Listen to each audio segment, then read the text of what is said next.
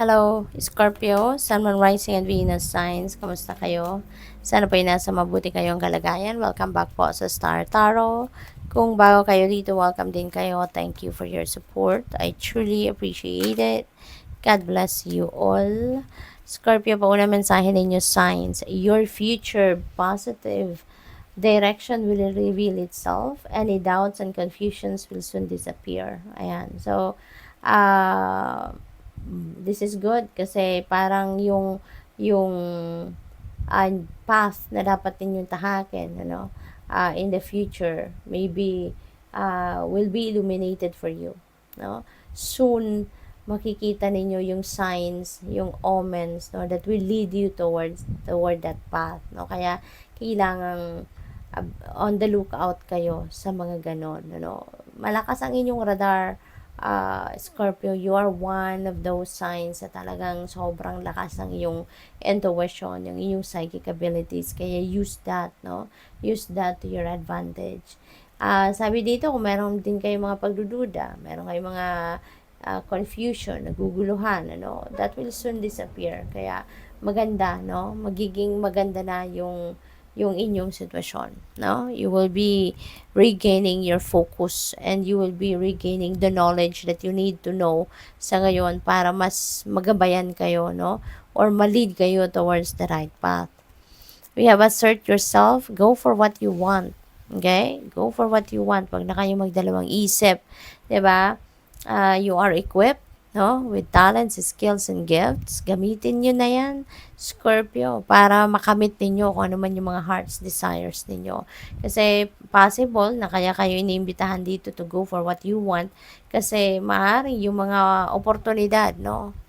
Resources or anything na kakailanganin ninyo para makuha ninyo kung ano yung gusto ninyo, baka nandiyan na sa inyong paligid at baka hindi nyo lang nare-recognize sa ngayon, Kaya, tingin-tingin din kayo sa paligid, okay? So, the time is right for soulmate connections, right? So, maaari din na mayroon kayong mga makikilalang bago ngayon, At yung pala, yung soulmate ninyo. Possible na yung bago ninyo makikilala sa ngayon is your soulmate. Birth of a child is also likely. Ayan, so, may ibang iba sa inyo manganganak, Manganganak na, or pwede rin na kung hindi kayo, baka yung person ninyo, no?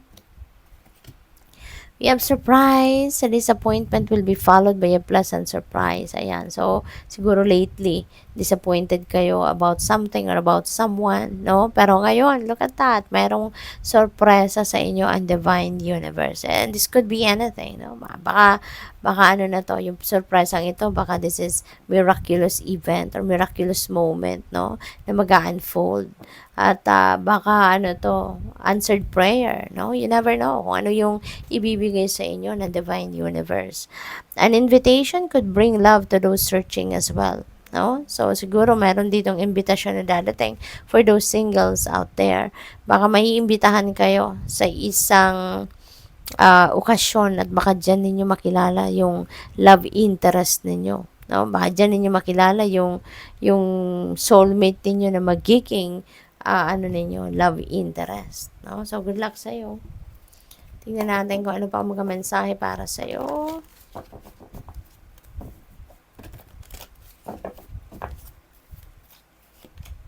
We have number 10, storm warning. Ayan. So, magandang merong warning, 'di ba? Kasi, pwede nyo pa tong magawa ng paraan, no? You can still avoid this storm, no, sa buhay ninyo. So, maaring problema, 'di ba? So, baka magkaroon ng obstacle or problema ang iba sa inyo dito. Pero, magandang meron na ganito, no, na kasi mapaghahandaan mo na to or magagawan mo na paraan para maiwasan. Kasi, ibig sabihin nito, dahil warning pa lang to, ibig sabihin, hindi pa to existing na problema, no? Wala pa to. Kaya meron ka pang magagawa para maiwasan ito, no? So, be careful from here on. Be careful, be cautious with everything that you do. Sa mga decision making ninyo, pag-isipan ninyong mabuti. Kung ano mga gagawin ninyo, think before you act, yung ganon, okay? At, lagi magdadasal, no? Always pray, no? Kasi, ang universe, ang divine universe ng Panginoon, hindi natutulog. no? Kaya magdasal kayo lagi. What else? We have third chakra. This is, life force energy na nandito. It's flowing through you, kaya parang you're going to be determined, focused, no? Kung ano ngayon yung binabalak ninyo gawin. Parang walang makakapigil na sa inyo at gagawin nyo na yon, no? Pwede rin na ang iba sa inyo rito is going to continue kung ano man yung naputol ninyong ginagawa dati. Baka meron na kayong sinimulang endeavor or sinimulang venture, tapos for quite some time, 'di ba? Parang napabayaan ninyo. For some reason nagkaroon siguro kayo ng distraction, may mga interruptions. But ngayon, maybe you are making time for this. Baka babalikan niyo na 'to at gagawin niyo nang muli, or pagpapatuloy mo nang muli. We have broken heart. Wow, Scorpio. Ang iba sa inyo rito, no? Na disappoint talaga ng bonggang-bongga, na hurt, naloko at na betray, kung ano man nangyari sa inyo dito, kung ano man nangyari dito sa inyo, parang umiiyak pa rin kayo, no? Hindi pa kayo nakakapag-heal totally, may biyak pa. At least you are trying to heal na sa ngayon, parang unti-unti, siguro kinakalimutan mo na sana, pero siguro meron na naman nakapagpaalala sa inyo ng sitwasyon, kaya ito may luha na naman. But you are heading towards healing, no? Kasi nagdidikit na siya, no? Hindi na siya, wala ng fresh blood, so hindi na to bago, no?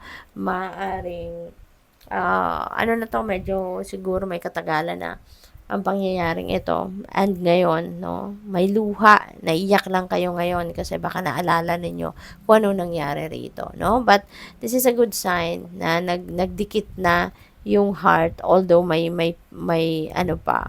konting biyak pa rito. So you're getting there, no? So which is good, no? You're getting there to totally overcoming whatever this heartbreak, no, or heartache na nangyari. We have fourth chakra. Ayan, fourth chakra, Archangel Raphael is here to help you heal, no, your wound. Kasi si Archangel Raphael, siya yung archangel na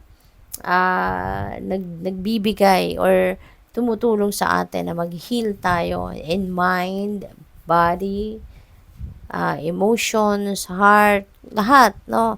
Ginagamot niya. Tinutulungan niya tayong gamutin ang mga sugat natin or kung ano man yung mga discomfort, no, na nararamdaman natin, 'di ba? So nandito siya para tulungan kayo, no? Fourth chakra is the energy center that governs love, 'di ba? Ito yung puso natin, no? This is your puso. So feeling ko magagamot kayo, tutulungan kayong magamot, no, ang sakit, ang sama ng loob na ito, no, ni Archangel Raphael, Scorpio. So this is really, really beautiful. Kasi finally siguro magkakaroon na kayo ng kalinawan sa iyong isipan, 'di ba? Maaaring dito magkakaroon na kayo ng lakas na loob na kalimutan na, talikuran na kung ano man ang naging dahilan ng heartbreak ninyo, at para makapag-move on na kayo sa buhay, para maging masaya na kayo. You can start a new life. So good luck sa'yo. Thank you for watching. Love and light. Namaste.